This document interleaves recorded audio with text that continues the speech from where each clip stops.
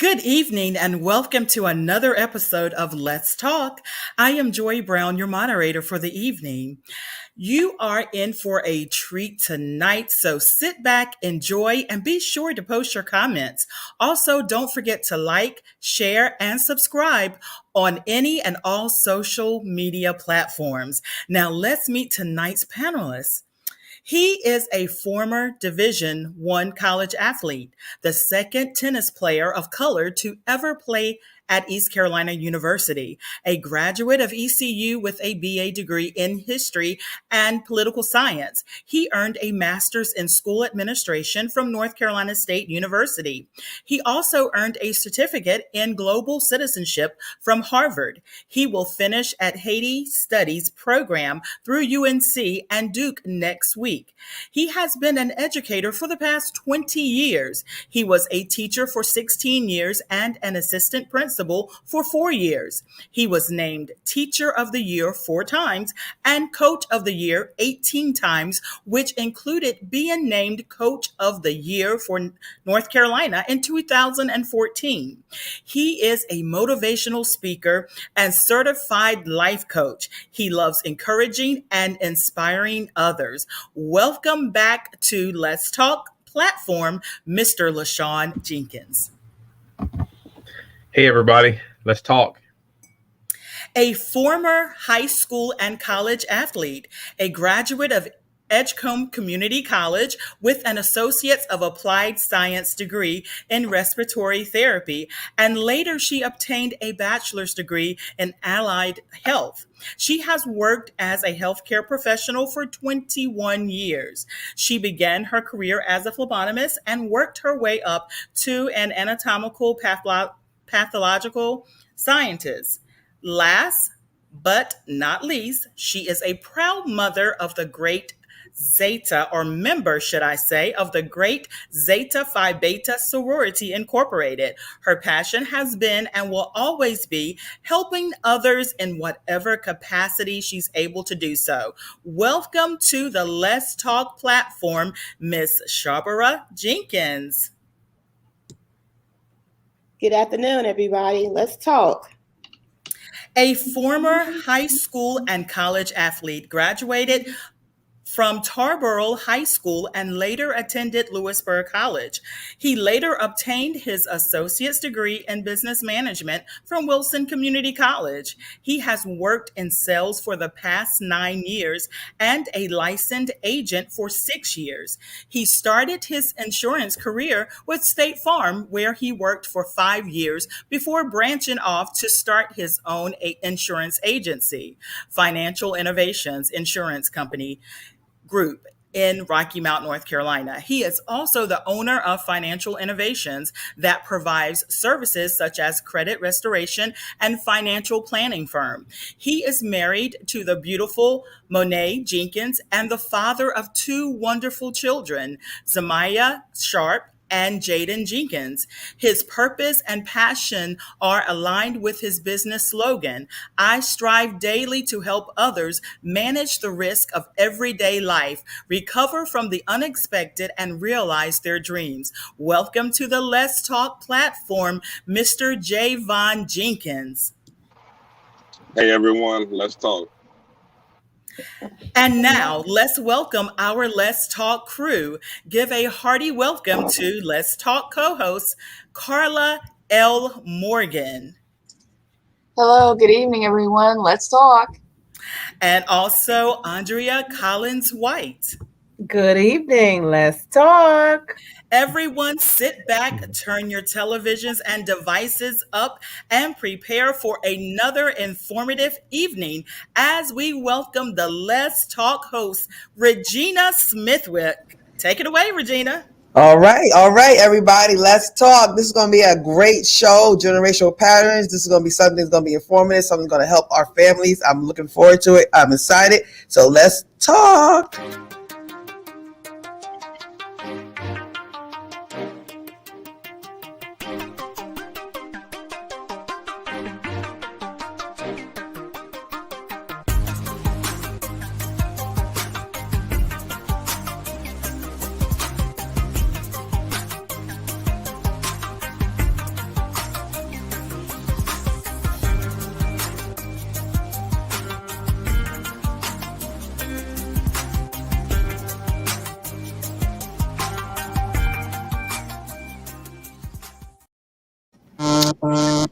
All right, we are back. We are back. So thank you so much, ladies and gentlemen, for joining us today for Let's Talk. I am so excited about today. I want to thank everybody for joining us today. As we do always, I'll go ahead and start with a prayer.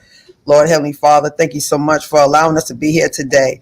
This show is so important, generational patterns, and I just want you, as always, to use me as a vessel for us, as well the panelists and our crew, to be able to help others that maybe didn't know they had patterns, but maybe today we'll enlighten them and they can have a nice talk conversation with their family, and hopefully we can help somebody. In Jesus' name we pray. Amen. Amen. Amen, amen, amen. All right, so what we're going to do is we're going to go ahead and just jump right into this because I have a beginning. I'm going to start this off with. It's a little different than what I'm used to doing, but I want to introduce to you generational patterns, okay?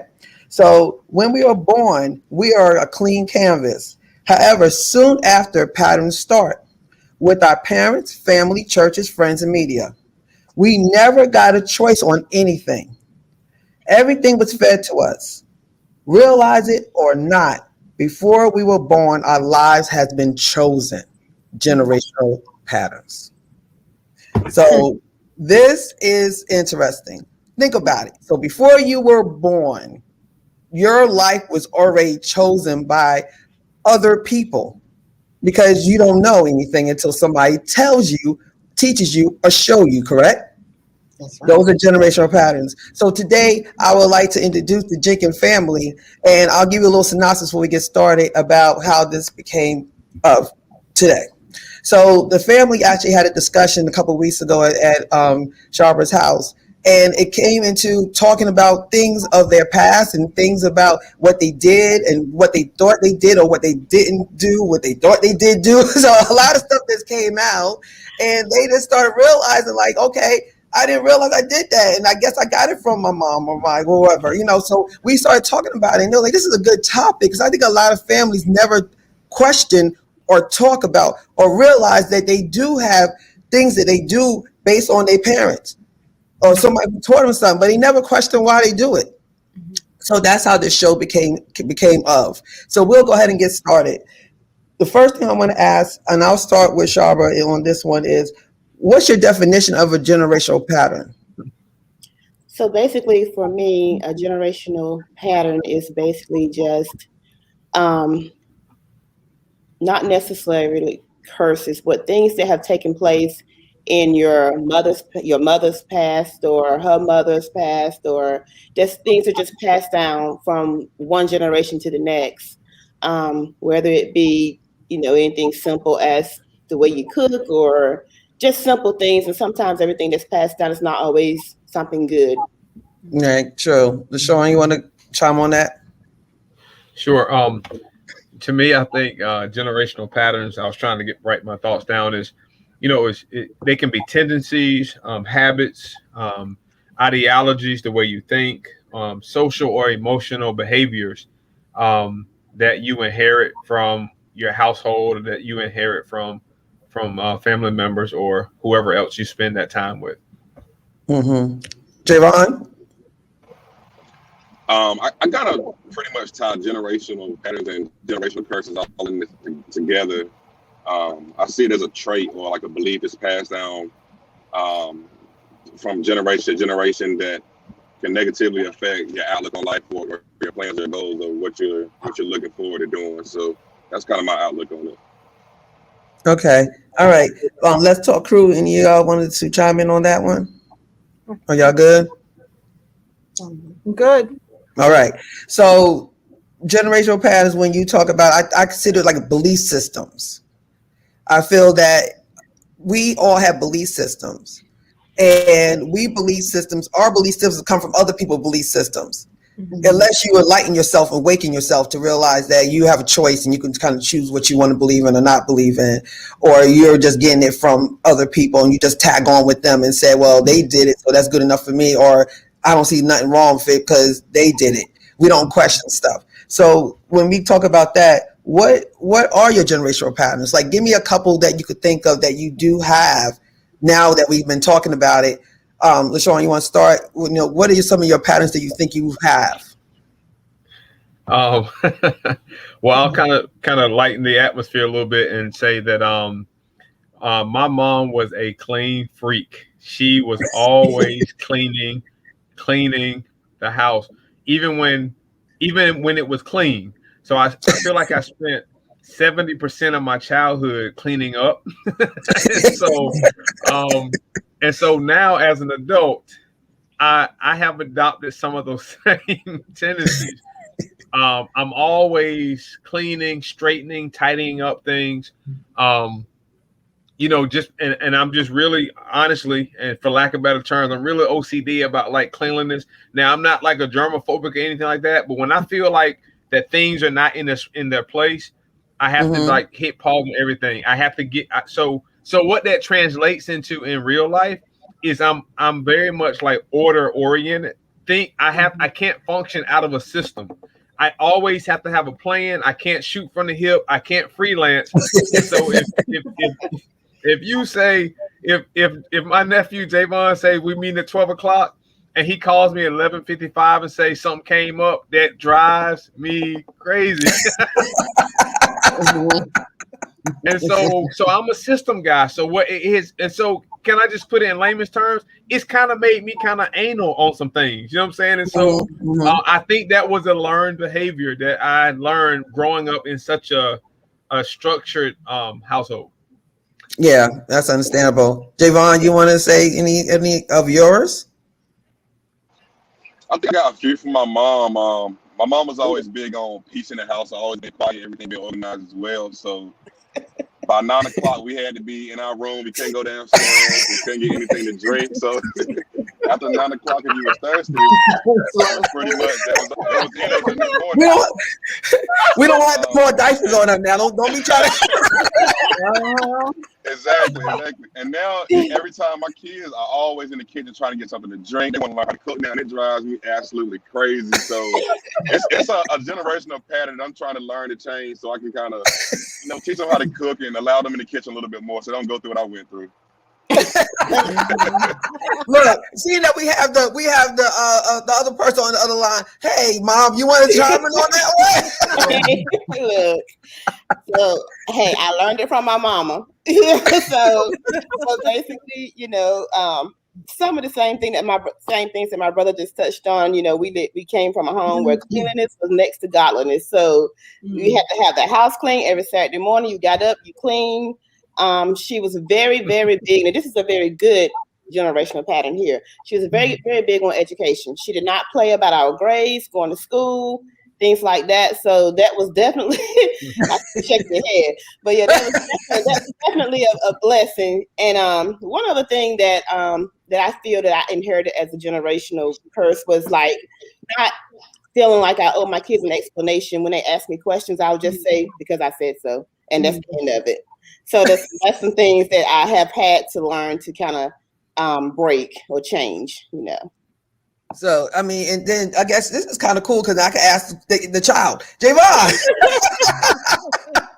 So when your mother says that to you, what are you doing different with your children? Or are you doing the same thing that she did with you?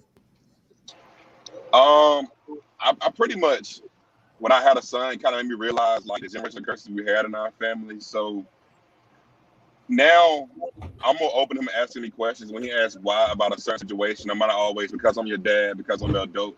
I'm open to actually explain this to him, just actually inform him on why I'm making this decision, why I'm telling him to do this thing instead of just because I'm telling you so. So that's one thing I definitely realized we had in our family. But when I had my son, that's when I really realized it was a generational curse in our family.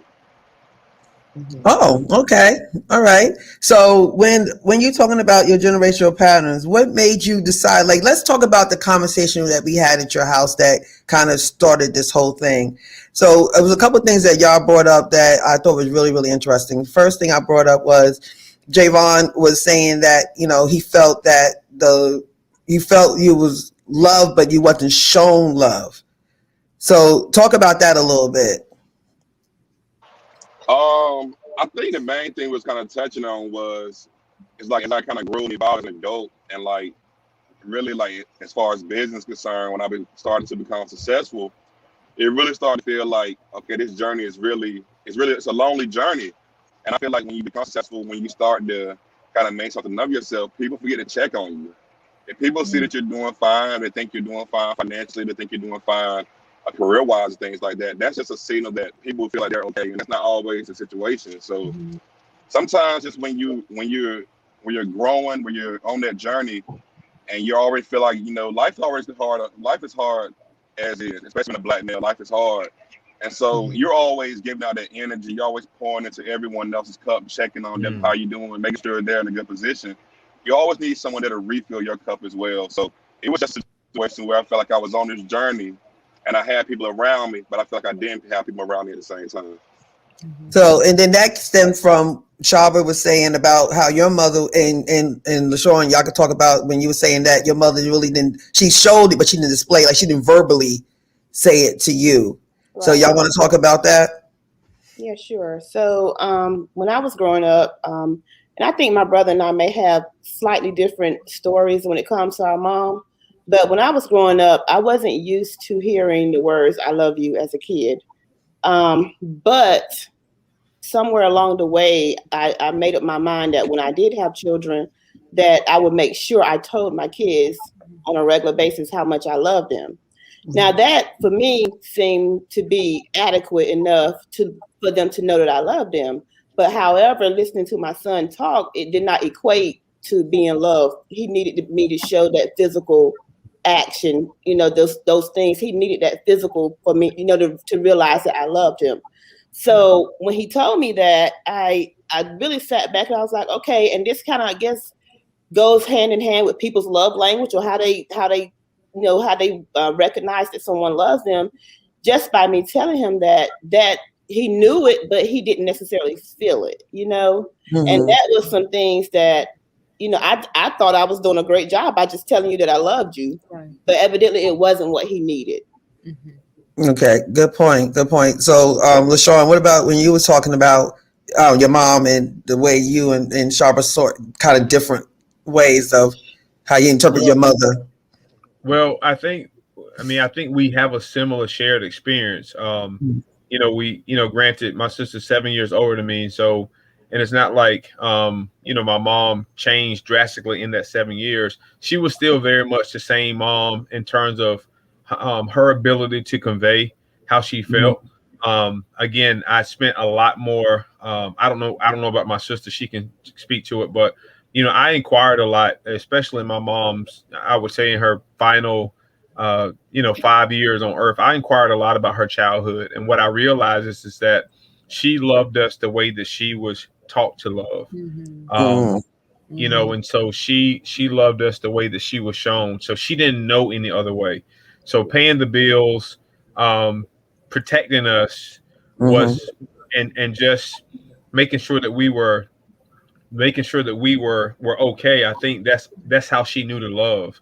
And granted, again, for me, I'm not going to say like that was all I needed, because, much like, my nephew, I don't know, maybe it's just how we're wired, but I mean, I just took that style and ran with it, so it's like, you don't know what you lack until you don't have it, so to speak. And so it took me years later to realize that, like, okay, like, yeah, I needed that strong mother figure. I needed that protector. I needed that motivator, which, what was to me. But I also realized that, in talking that book, I realized that parts of my love tank was empty because it had not been really filled in that way. And so my mom, the first time now granted, I can't count when I was really young, but I remember the first time my mom told me that she loved me. I had just I was like 18 years old, and I had just moved into college. And the powerful thing was when she said it on the phone, and it kind of shocked me.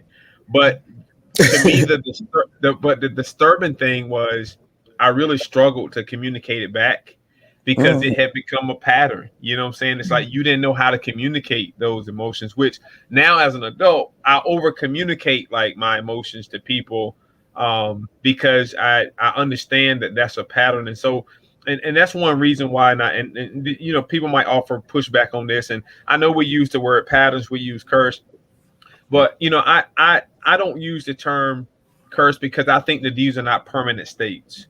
I think that when you come to the acknowledgement that, like, this is what has hindered me or held me back, or this is what has has broken this relationship. The moment that you take up your own cross, so to speak, and begin to think to repair those things, it's no longer a curse anymore. Now it almost becomes like a victory, as you begin to repair those things. And so yeah, much like my sister said, we very much, I had to learn how to communicate feelings. I had to learn how to communicate, period. Believe it or not, I ain't talked much as a kid because it wasn't really a lot of talking in our house. it was you cleaned up and you went to bed. That's right. So, yeah. So we wonder why Javon was in bed at 9 o'clock. Thirsty. Yeah. See, but that's what we do. And that's a great example of a parent that you didn't question. You just said, well, this is how it is. You do this. And then when Sharpa had a kid, she's like, well, that's what you do. You clean and you go to bed and you don't go in my kitchen. Like, that's what I was taught. And that's what everybody, you know what I'm saying? Right. So that's things that we wanted to awaken and let people know that, we're not saying it's wrong. We're just saying, just think about what's going on and say, is that right for you? Right. Is this what you want to do for you and your children now? You don't have to continue to do what you've done because somebody did it to you. Right. You know what I'm saying? And Sean had said a great point.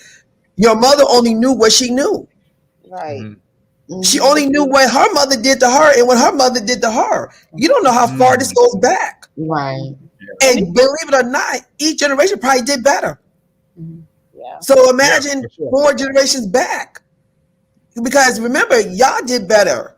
So imagine y'all did a little bit more and a little bit more, and look, so now Javon's doing a little bit more, and he's doing, so his kid's gonna do. So I think it has improved. But think about it, we all have this.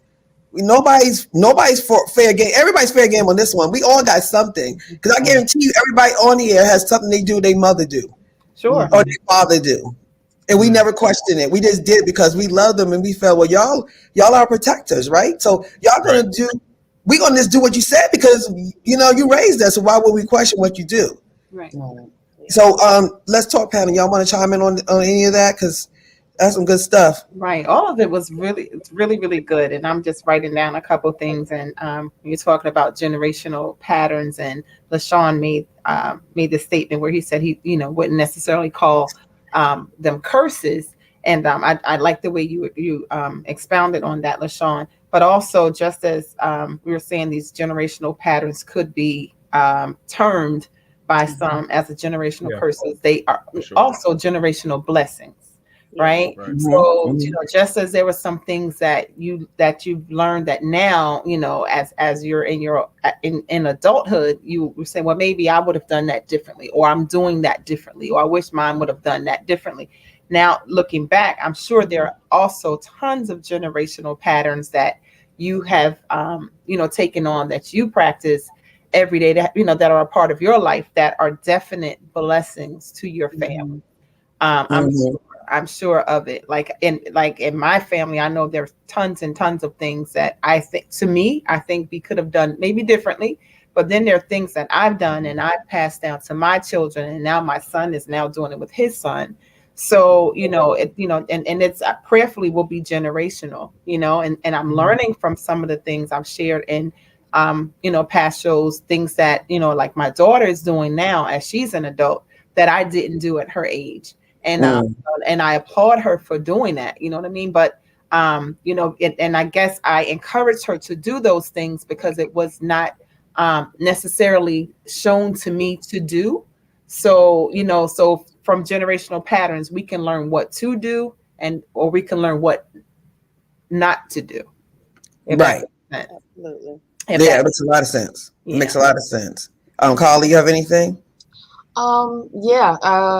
Generational, I don't know if this is this isn't a curse. I think it's a pattern where you're, when families are used to a certain way of life, as far as, going to school, going to college, getting a degree, going to a job, working a 9 to 5. And that's where I did, waiting for, retirement and pension and all that stuff. That's what I did. So my children should do that. And, expecting the next generation to continue that on and on and on. That's what America was built on, basically. So it's just Mhm. like, you know, when someone steps out and wants to be an entrepreneur in the family and do something different, the family can be like, oh my goodness, you know what I mean? Why are you doing that? You need to have a job. You know, what's this about, you know, working for yourself? Sure. You know, so that could be a Yeah. generational pattern that's broken, and a newer way of life, a different way of living, and making Mhm. money for your family Mhm. versus Mhm. what was done generations before. Absolutely. That's true. Mhm. Joy, you have anything to say on that one? I was just listening to when LaShawn was talking about the first time that his mother ever said that she loved him was when he was 18 years old. And thinking about, growing up, I started reminiscing about the times, my mother was the one that would consistently say, I love you, I love you, I love you. When we were leaving to go to school, she was the one that showed that love. And so now at the age of that I am now, I think about I am the one that followed after my mother because I am the sensitive one, the hugger, the one that will say I love you. And my sister, I look at my sister, and my sister is the one that resembles more of my dad's pattern of showing love. She does things, but to hear her say I love you, and we know that she loves us. She doesn't say it that much, but she shows it in actions and deeds. But I'm the one that took after my mom, where I don't have a problem with saying I love you and giving hugs. So I thought that was it just caused me to reminisce when I thought about what LaShawn mentioned about the first time Yeah. he heard his mother say I love you. Yeah, and the thing about it too is a lot of it's like the job thing. We talked about that a little bit the other day because you're doing it like Shabba was doing it with Javon as a safety. You know what I'm saying? You want to see your kid, and I'm gonna let you speak on this on yourself, Shabba, but you want to see your kid be safe. You know, you don't want them to struggle. You don't want them to see them go through anything. So, Shabba, you want to talk about that with you and Javon when Javon decided to branch out and be an entrepreneur? Yeah, sure. So when he first, graduated high school, was going off to college, he always said, "Well, Mom, I was already in the medical field," so he would say, "I'm gonna, become a radiology tech." I was like, "Okay, great. That's good money. You basically work 3 12-hour shifts. You got 4 days off a week. You'll be good at this." So, and then, later on as time when he started off, but then he kind of took another route. He decided that that's not what he wanted to do. He didn't want to have to go in and punch a clock. He wanted to be his own boss. So when he told me that, I'm going to venture out, and I saw bits and pieces of it before it happened. He was working, for different places, and he would just go out and just starting to make his own money on his own. So I saw it happening, evolving, but I just never realized that how serious he was about it and how quick it was going to manifest. So next thing I know, he's like, "Mom, okay, I'm going to do this. I'm going to start my own business." I'm like, "Javon, are you sure you want to do that?" That's going to take a whole lot of work. And, you got to think about your retirement. You got to think about health insurance. You got to think about, is this going to fail? Are you going to have money to feed your family? All this stuff is crossing my mind. Of course. Yes. So he was like, "Look, Mom, I got this. I'm gonna do this." So I let him have it, and I couldn't stop him, so I just let him do his thing, and he did a good job. Awesome. Yay! Awesome. I was nervous. I ain't gonna lie. I was nervous. But see, that's the thing about we don't do it to harm our children. We do only what we see. Yes. Our parents went to work and punch a clock. Their parents Yeah. punch a clock, and we just taught to get a check and come home, and you just have 2 days off a week, and you go back to work on Monday. That's what we were trained. And it's nothing wrong. That's It's just true. what it was. But he told me, he was like, "Mom, I want to do something that I'm really, really gonna love and enjoy." He told me, "Well, you're fortunate enough to have a job that you love. You don't mind getting up going to work most days." But he was like, "This is not the end all for me. I want something more. I desire something more." And he went out and he got it. He did. Yeah. And so let's say this is the first time in the family that somebody kind of did this on this scale, that he's being very successful and everything. So of course there's going to be some pushback because people don't understand. It's okay, but he's changing your family as he speak. Absolutely. So his kids this is normal for his 2 kids. This is normal. Yeah. You know what I'm saying? So they're not gonna see it as that. They're gonna just go out and then do it, and then before you know it, the next generation is gonna be all these entrepreneurs coming out of there, because then now they're not scared because they see it could be it's tangible. They can touch them, they can see it. So that makes it easier for people to try it because they're not as scared because they actually have somebody in their family that's doing it. So, LaShawn, you want to talk about that at all? Can you hear us? I think it's frozen. Sorry, I was on mute. My bad. Okay. Yeah, I mean, I think that's really you know, I kind of see it from a lot of different perspectives. You know, I think that I've spent a lot of time with Javon, and I think if it's safe to say, I think he's probably seen me like chase my passions. I think that's probably, you know, and my passions have been education. My passions have been coaching. And so he's kind of lived that firsthand. He actually spent 3 out of his 4 high school years living with me and actually playing for me, which was very interesting. But you know, I've always, you know, even when he's come to me and say, "Hey, I want to do this. Hey, I want to do that," I'm gonna always give him pushback, and I'm gonna always challenge his thinking. But I don't think I've ever told him like, you know what, you shouldn't do that. You know, because I'm always encouraging people, chase your passions. Sure. And so even when he decided, I think a few years ago, to branch out and start his own business, you know, I didn't say, nah, don't do it. You know, don't be afraid, because I've seen fear cripple an entire generation of people. I've seen fear cripple an entire race group of people. We've been more fearful, you know, post the 60s than I think we've ever been. But I remember asking Javon, like, hey, man, so are people going to always, is there going to always be a demand for credit repair? Is this kind of like a fashion? Is this going to be like a fad? And in 4 years, you're going to be unemployed again? Like, you know, and he said, no, Uncle. He said, man, this is like $1 billion industry. It's going to always be a demand. So I just like to offer pushback and challenge his thinking. You know, but I don't ever recall, I'll let Javon speak for himself, but I don't think I ever recall me discouraging him to chase his dream. But one thing I was big on was like, look, this is before Jaden was born. I was like, look, you're going to have to get stable. You're going to have to get a job where you can be available after school, where you can take him to little league games. And so my vision for Javon was just like, find something that makes you authentically happy, but also find something that's going to allow you to still be very present with Jaden. So, of course, I'm really proud of him that he has stepped out on a different kind of faith. It's different when you can just, you know, take your degree and get a job. But when you step out from rock bottom and decide that you're going to build something that's never been built before, that's powerful. So, Javon, why don't you speak a little bit for yourself? Well, I thank y'all for speaking so highly of me. This ain't for the show. I know you know, this is a normal.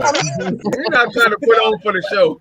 No, but really, like my uncle said, a lot of my passion I got from him. I was around him a lot of my time in high school and growing up. So he was passionate about every single thing he did. So I always kept it in mind, and he really motivated me with that.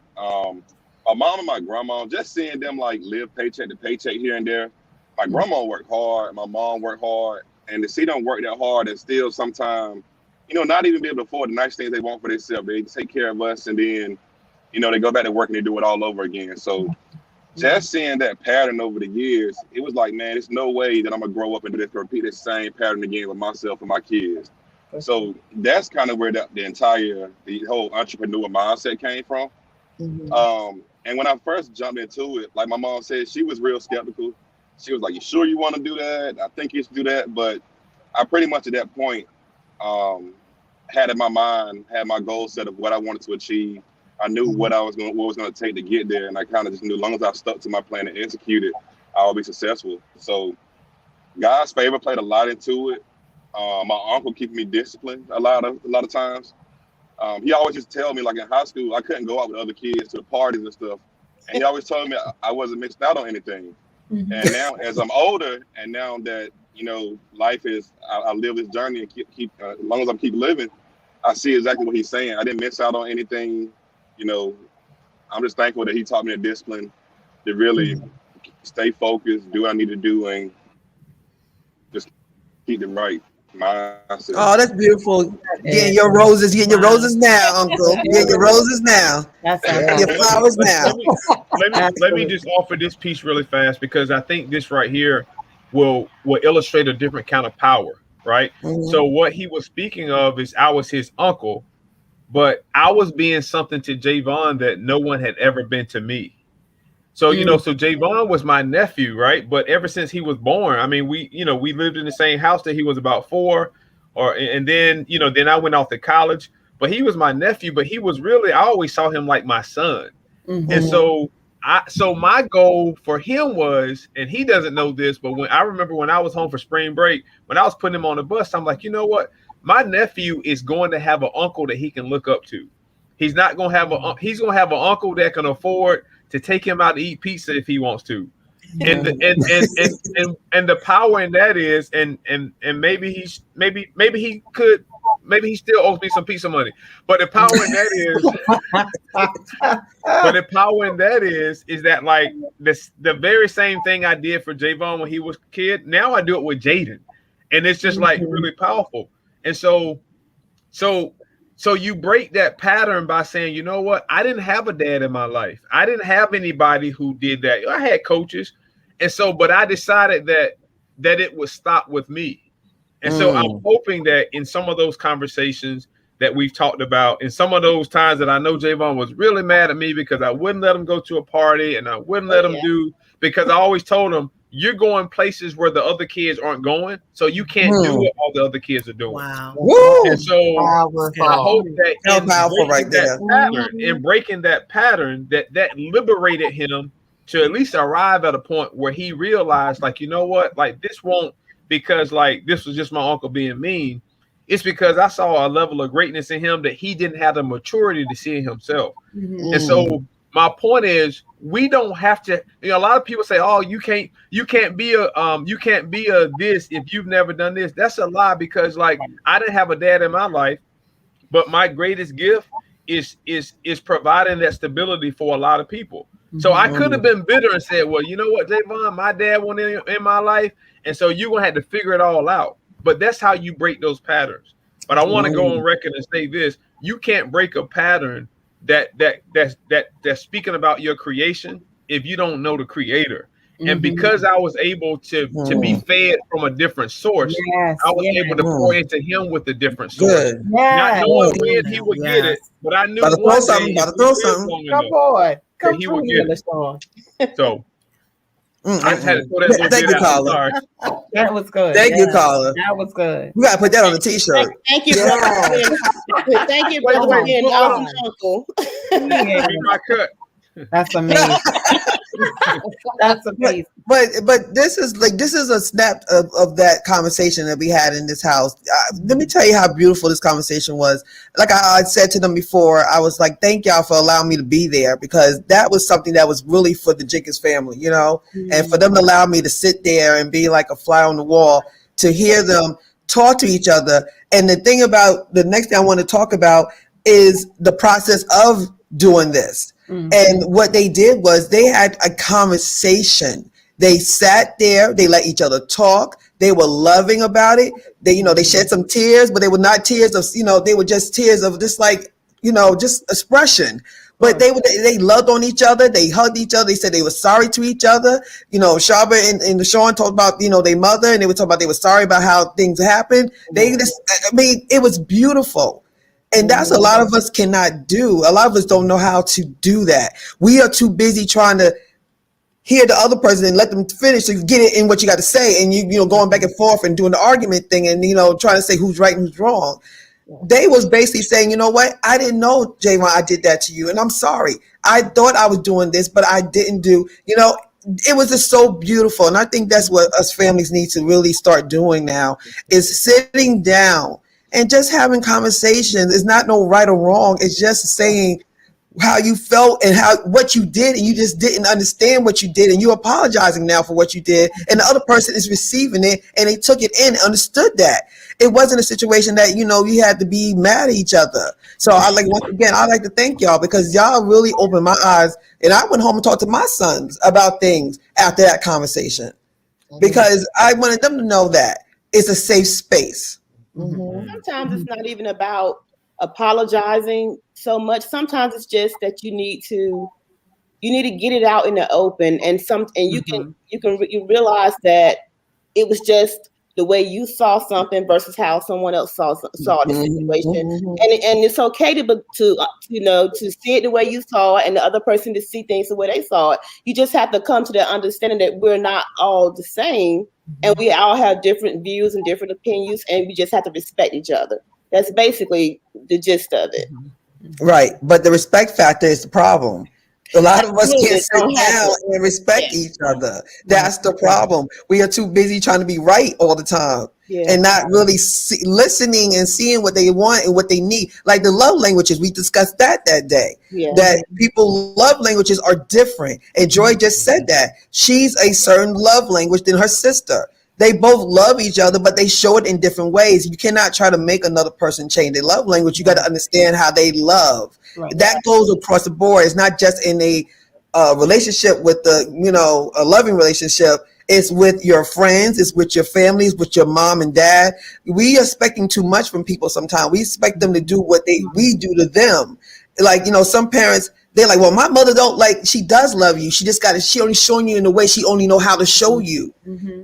Stop saying she doesn't love you. She does. Yeah. You want it a certain way. She cannot give you that. Right. And that's why Right.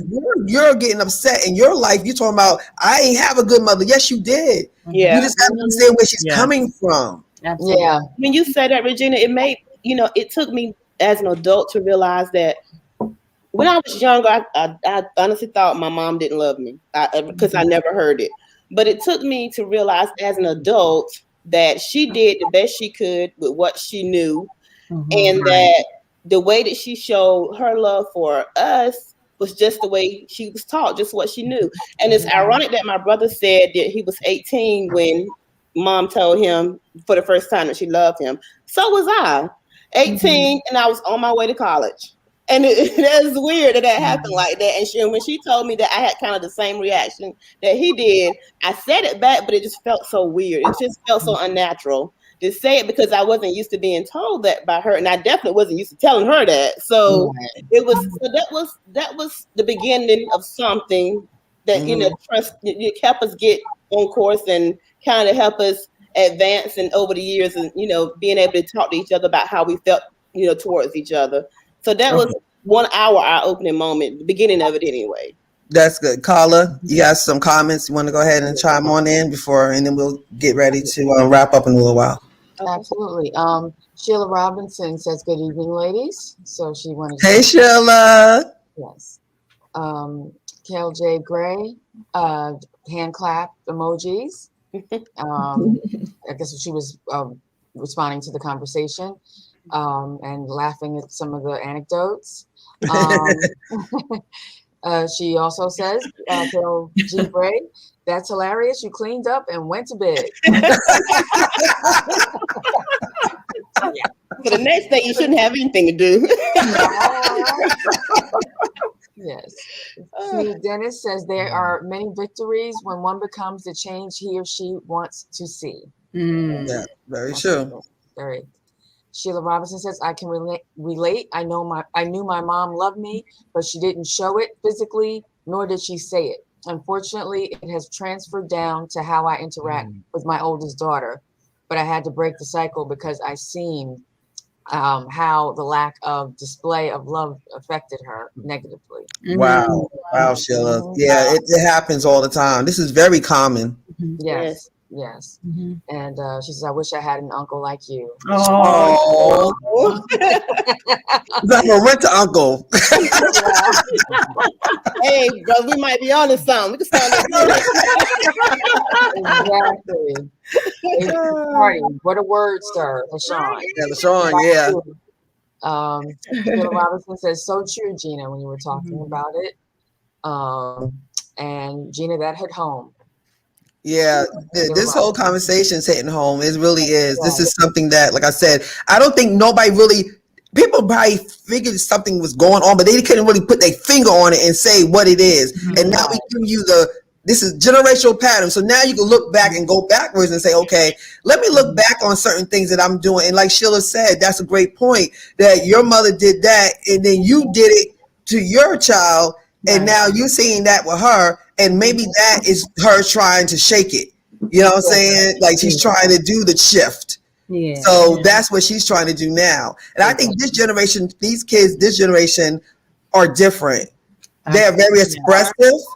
Mhm. The media, the social media, everything, they are being taught to talk now. So they have a lot of opinions now. So that them days of because your mama said so is out the window. Right. Mm-hmm. Those are out the window now. They don't go with that no more. They gonna say, okay, so I don't understand. Can you explain to me? I just want you to explain to me. And we take it as a like you talking back to me? Didn't I tell you? No. Mhm. That's the first thing that comes in our head is like you're disrespecting me. Right. So we just shut down. We don't hear them because we thinking they being smart mouth. Right. But they're like, literally, can you explain it to me? I need to understand what you want me to know because I don't get what you're saying. My son Franklin always, Mommy, can you just tell me what you mean? I'm like, I told you. I said, that's what I said. I got the answer, Mom. You didn't say nothing. You just repeated yourself. You didn't tell me what you meant.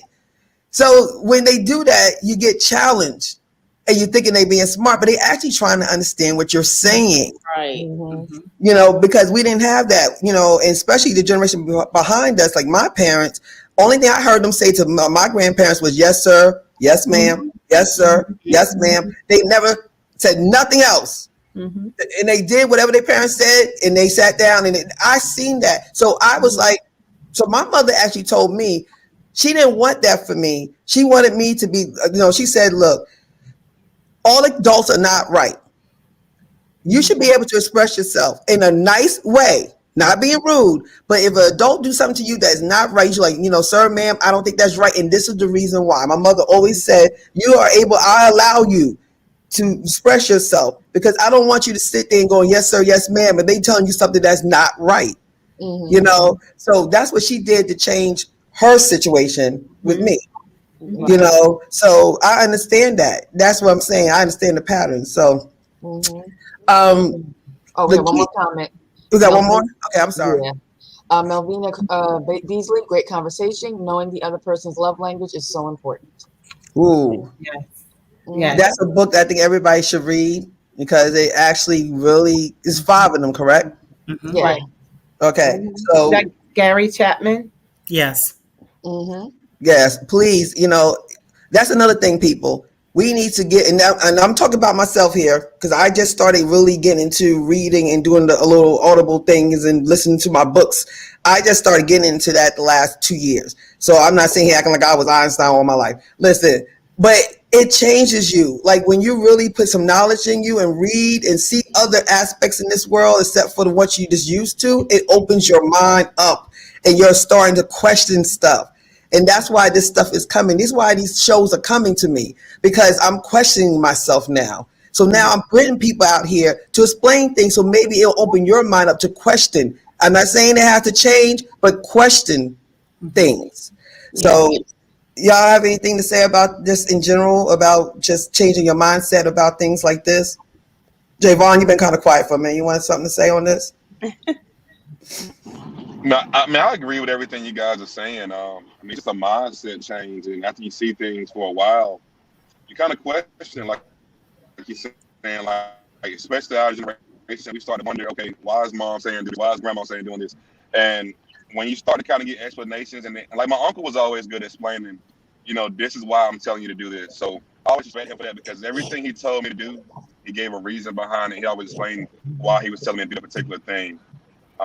But everything you guys are saying, I definitely agree with. Like, it's just definitely a mindset change. And once you see those generational patterns and deciding, you know, enough's enough, let's figure out a different way than the way we've been doing it. That's correct. That's correct. So giving the family a safe space, is a great way to start. You know, literally, like back in the days, they used to have like family meetings. You know what I'm saying? And some families do it now. They have family meetings. Like it's good to have a family meeting like once a month or, you know, whatever, and just get your family together, sit down and say, hey, what's been going on? What's on your mind? You know, is anything you want to talk to us about? Or conversating with our families. Right now, we're so let's like in and out and, you know, out and this and that. If you think they ain't dead, they're good. Right. You know what I'm saying? We got to get better with this, and we got to start talking and seeing where people stand at. Sharpa, how you feel about that? I agree. Having a safe place to express yourself freely without judgment, without someone just not respecting what you have to say is a major factor in trying to break some of the generational patterns that we as people deal with every day. So I think that's the gist of it. I really think that if people would just take the time and not just hear what they're saying, but actually listen and try to understand their point of view, and like you said, open your mind, then a lot of things could be avoided. A lot of issues can be resolved just by really opening your mind to what the other person has to say. And with that being said, I would like for myself and my brother, and we'll get some other family members later too, we're gonna start to have maybe this thing on every 3 months, a quarterly meeting with the family. Those of us that are receptive to it, to just come together and discuss things. Oh, see, there we go. There you go. Y'all heard that live. All right, now, but that's what I was going to say. That was my next thing, and you kind of answered it. So after that conversation that you had, what's going to be different? And obviously, Sharpa just said that's what she wants to do. She liked what happened, and she wants to continue the conversation going. So, Javon and LaShawn, what do y'all want out of this, especially after y'all had that conversation that day?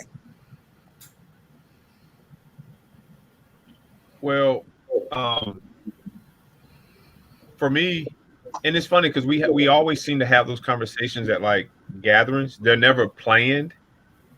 They seem to just really just happen out of like organic conversation, and I think that's the best way because it's some people, we're all at different places. I think it's I know for a fact, and I'm just saying, I know I can pick up the phone and call my nephew, and me and Javon have always had a different kind of bond, and I can call and talk to him about anything. I can call my sister now and talk to her about anything. We haven't always had that bond, but again, like I said at the family function, I didn't point fingers. Like I decided that what, like let me try to do some repair work. I can't control how someone receives it, but let me start with me first. And so, I'm at this point now where like I do realize that everyone is at different places in their life, and some people aren't emotionally and ready to have some conversations. And so like I'm type of the guy who and they'll tell you like when they're texting about, hey, let's have a cookout, whatever, I'm the guy who's in the background just saying, tell me what to bring, I'll be there. But I'm not really on the front line like mediating because I just don't really like to do a whole lot of like drama. I don't like to do a whole lot of beef. It's just life will just make you that way. I like to keep my life as simple as possible. But if my family was to, I think my career requires so much of me that like when I'm not working, I would just want like peace. But if my family decides like, hey, we want to do this every 2 months, every 3 months, like I'm down. I'm definitely there. I'm definitely going to be, part of it. But one thing I just will say is that like I've had to coach myself. It's funny how, certified life coach. Well, sometimes that life coaching starts with self.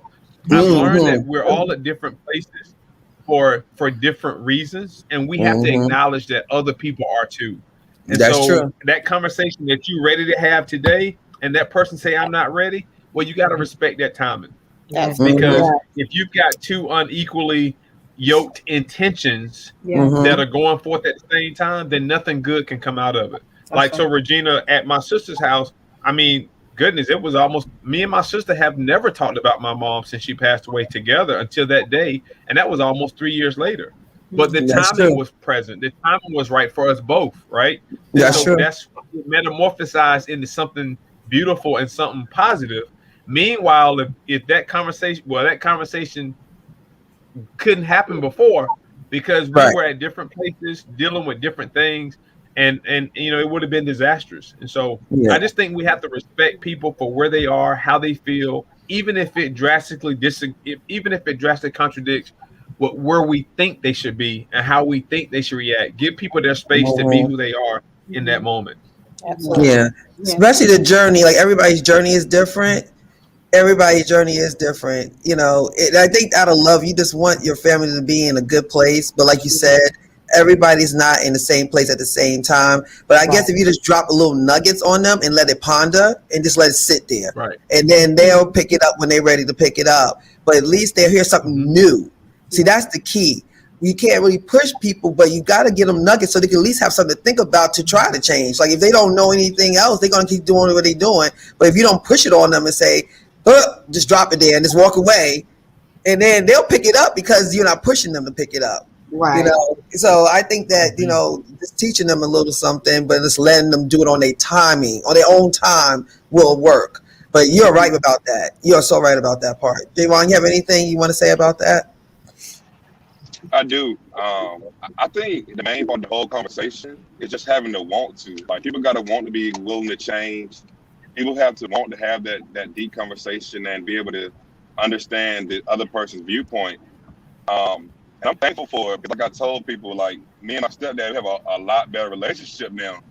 And it was just about, he just didn't know. We never had a conversation before. So as I sat back and thought about it, he was like, man, I never knew you felt that way. And just one simple conversation kind of changed our whole relationship. And on my end, it's good to have those conversations because like you'll grow up like my uncle, I think it was either my uncle or Regina said, you'll carry that stuff around for years and you'll be a broken boy in a grown man's body. So it's good to be able to have those conversations and get that stuff off your chest, and everybody can work on fixing things on their end and giving a collaborative effort on it. That's true. You hit something on that, Javon. That's true. It's a lot of, what do you call them? What kind of men are they? Boy men or men boy? What do you call them? That like little boys in men bodies because they never had things taken care of. It's internal. Yeah. All their lives.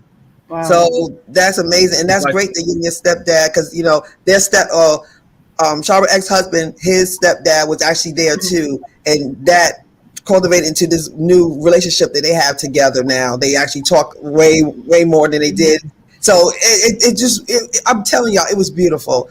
I just hope other families will pick up on this and, maybe just have a conversation or, having one-on-one with somebody first. You don't have to make a big old thing out of it. If you have somebody that that y'all not on the same even kill, whatever, you be the big one, like LaShawn said. You be the one to say, hey, I noticed that we're not really on page. I just want to talk to you. Is there anything we could talk about? And this can make them feel comfortable in a safe space that you're not jumping on them.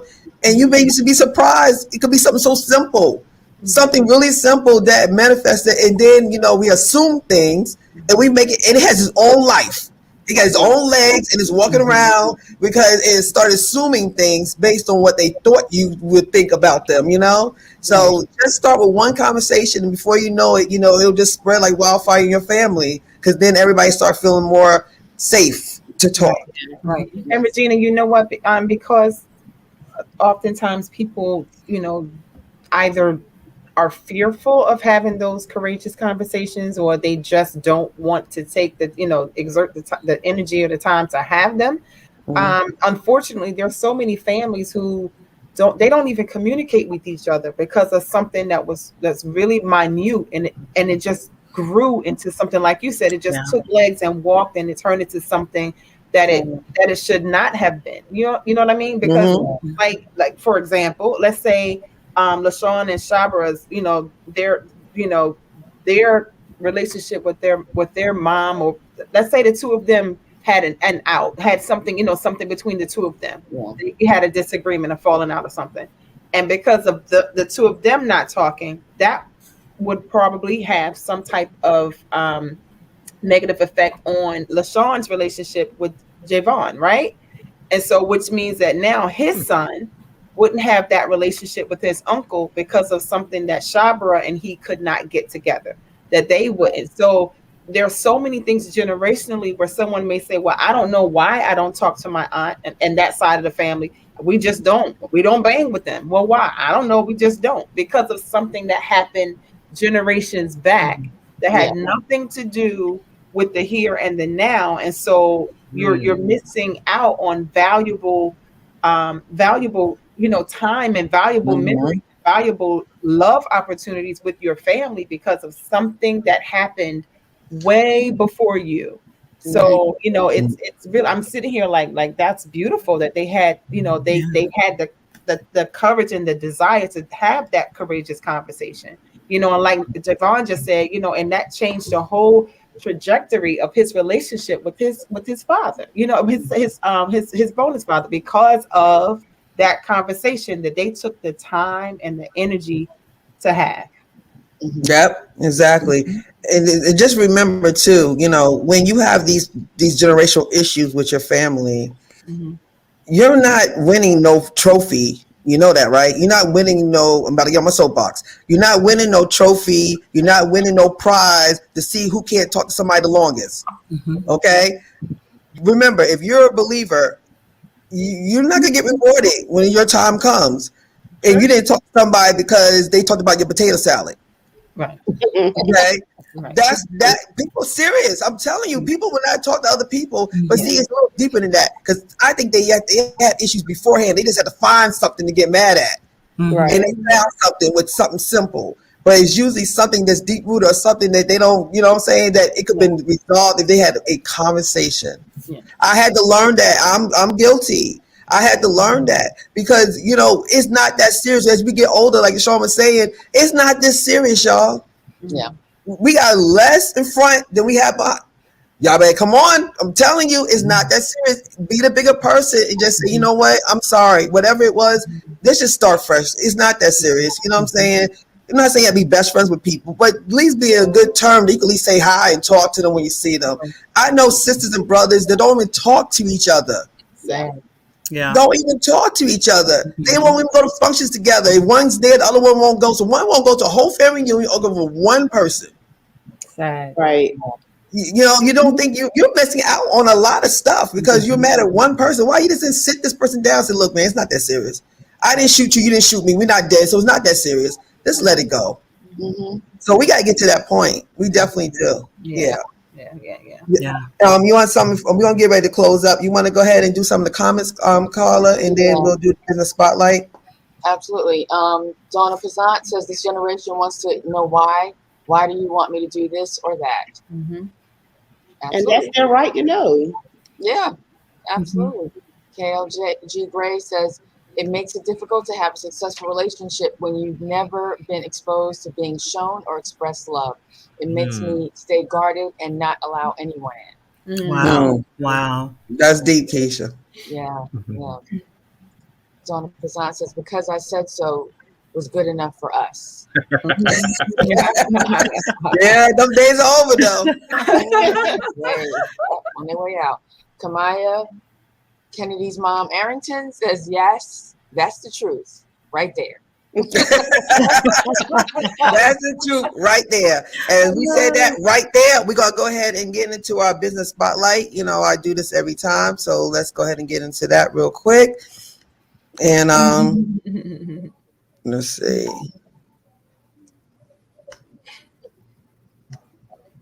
All right. So our business spotlight today is Ayana Glaze.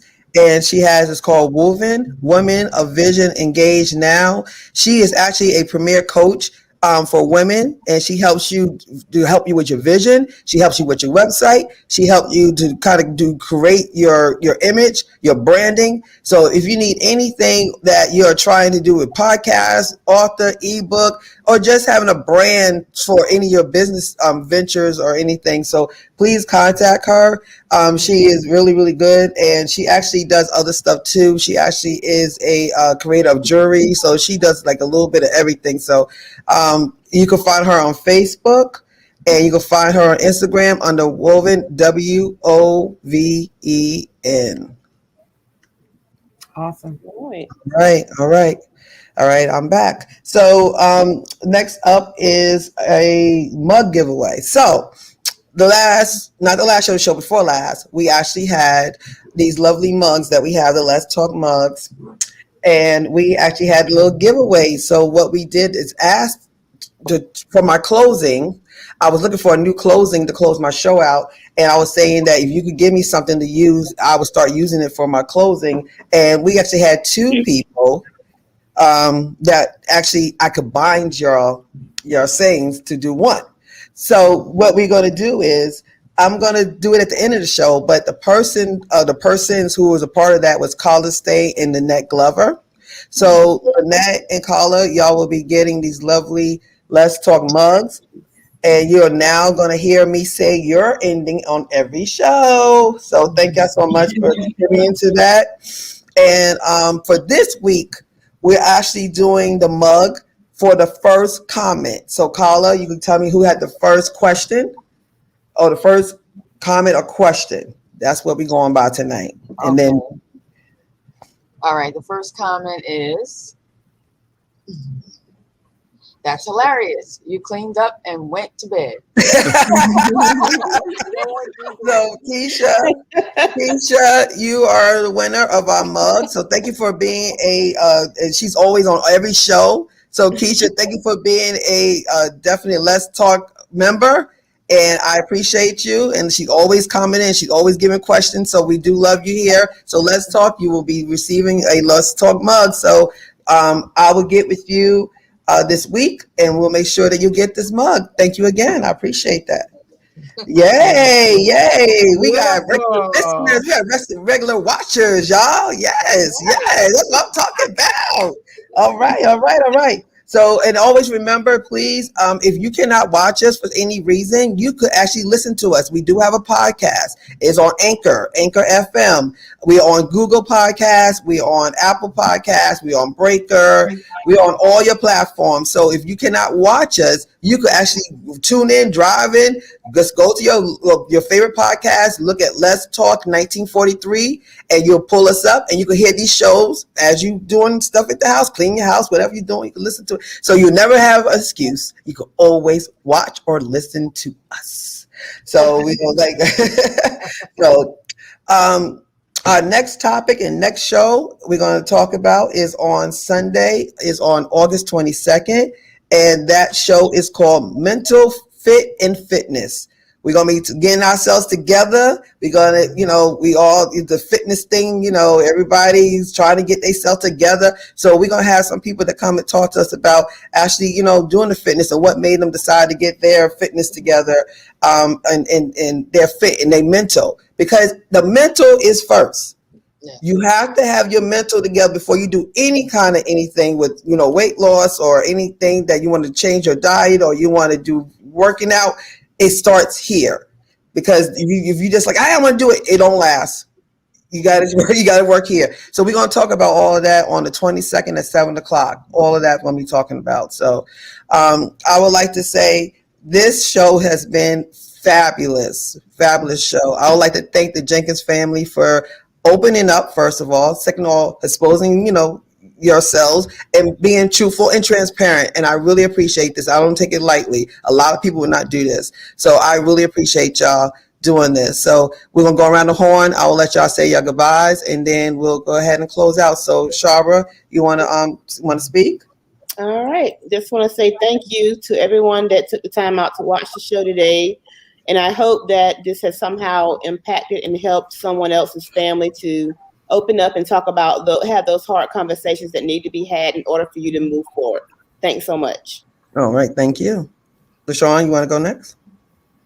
Sure. Thanks, everybody. Thanks, Regina, for the opportunity to come on. And I would like to thank my sister and nephew for popping on as well and being vulnerable, which brings me to this point. Nothing develops in your comfort zone. Development can't happen when you're comfortable. Sometimes you have to be uncomfortable, but when you flip that discomfort inside out, there's growth, and there's also like liberation in that. So it's okay to be uncomfortable, even if it means through a conversation. Absolutely. That's why he's always keep coming back. Thank you. I appreciate that, Javon. I'm thankful for you having me and my family on. Thanks for you being there and just kind of mediating that conversation we had, because without you being there, it probably would have never happened. So we're appreciative of you guys, you and Carl being there, everyone else. We're thankful for you guys having us on the show. Really appreciate it. And hopefully we can just somebody can use our story and communicate with their family, and they can help have a conversation that they've been needing to have for a while. So hopefully they can use us as a token in their everyday life and use it back within their own families. Yes, and I believe Javon is going to happen. I really do. And if any of our listeners do decide to do that, if you let us know, go on our platforms and let us know that you had that conversation. We'll love to hear that. We love to hear that people, took in some of the things and applied them. So if you did, please let us know. You don't have to give us all the details, but to say, hey, we did have a conversation. It would be nice to hear that we did it. So yeah, thank you so much. I really appreciate that. So we are at the end of our show. So I'm going to do my new saying. So it is invite a friend and let's talk again. Until next time, God bless. Thank you so much. Y'all have a great night. We love you.